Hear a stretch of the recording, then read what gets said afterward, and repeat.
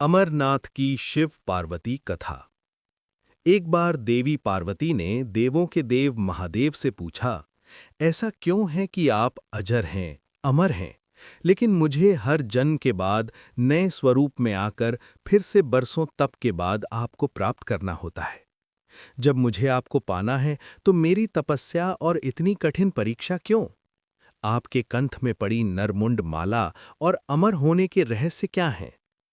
महादेव ने पहले तो देवी पार्वती के उन सवालों का जवाब देना उचित नहीं समझा, लेकिन पत्नी हठ के कारण कुछ गूढ़ रहस्य उन्हें बताने पड़े। पौराणिक मान्यताओं के अनुसार अमरनाथ की गुफा ही वो स्थान है जहां भगवान शिव ने पार्वती को अमर होने के गुप्त रहस्य बतलाए थे।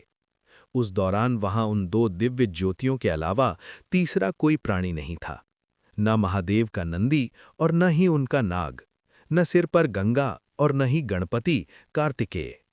गुप्त स्थान की तलाश में महादेव ने अपने वाहन नंदी को सबसे पहले छोड़ा। नंदी जिस जगह पर छूटा उसे ही पहलगाम कहा जाने लगा। अमरनाथ यात्रा यहीं से शुरू होती है। यहां से थोड़ा आगे चलने पर शिवजी ने अपनी जटाओं से चंद्रमा को अलग कर दिया। जिस जगह ऐसा किया वो चंदनवाड़ी कहलाती है। इसके बाद गंगा जी को पंचतरणी में और कंठाभूषण सर्पों को शेषनाग पर छोड़ दिया। इस प्रकार इस पड़ाव का नाम शेषनाग पड़ा। अमरनाथ यात्रा में पहलगाम के बाद अगला पड़ाव है गणेश टॉप।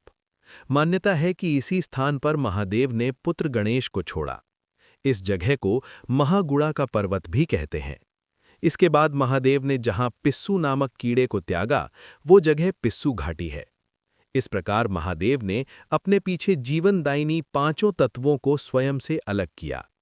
इसके पश्चात पार्वती संग एक गुफा में महादेव ने प्रवेश किया। कोई तीसरा प्राणी यानी कोई व्यक्ति, पशु या पक्षी गुफा के अंदर घुस कथा को न सुन सके, इसलिए उन्होंने चारों ओर अग्नि प्रज्वलित कर दी। फिर महादेव ने जीवन के गूढ़ रहस्य की कथा शुरू कर दी। कथा सुनते सुनते देवी पार्वती को नींद आ गई। वो सो गईं और महादेव को ये पता नहीं चला, वो सुनाते रहे। ये कथा इस समय दो सफेद कबूतर सुन रहे थे और बीच बीच में गूं गूं की आवाज निकाल रहे थे। महादेव को लगा कि पार्वती मुझे सुन रही हैं और बीच बीच में हुंकार भर रही हैं। चूंकि वैसे भी भोले अपने में मग्न थे, तो सुनाने के अलावा ध्यान कबूतरों पर नहीं गया। दोनों कबूतर सुनते रहे। जब कथा समाप्त होने पर महादेव का ध्यान पार्वती पर गया तो उन्हें पता चला कि वे तो सो रही हैं। तो कथा सुन कौन रहा था? उनकी दृष्टि तब दो कबूतरों पर पड़ी तो महादेव को क्रोध आ गया। वहीं कबूतर का जोड़ा उनकी शरण में आ गया और बोला, भगवन, हमने आपसे अमर कथा सुनी है। यदि आप हमें मार देंगे तो ये कथा झूठी हो जाएगी। हमें पथ प्रदान करें। इस पर महादेव ने उन्हें वर दिया कि तुम सदैव इस स्थान पर शिव व पार्वती के प्रतीक चिन्ह में निवास करोगे। अंततः कबूतर का ये जोड़ा अमर हो गया और ये गुफा अमर कथा की साक्षी हो गई। इस तरह इस स्थान का नाम अमरनाथ पड़ा। मान्यता है कि आज भी इन दो कबूतरों का दर्शन भक्तों को होता है। अमरनाथ गुफा में ये भी प्रकृति का ही चमत्कार है कि शिव की पूजा वाले विशेष दिनों में बर्फ के शिवलिंग अपना आकार ले लेते हैं। यहाँ मौजूद शिवलिंग किसी आश्चर्य से कम नहीं है।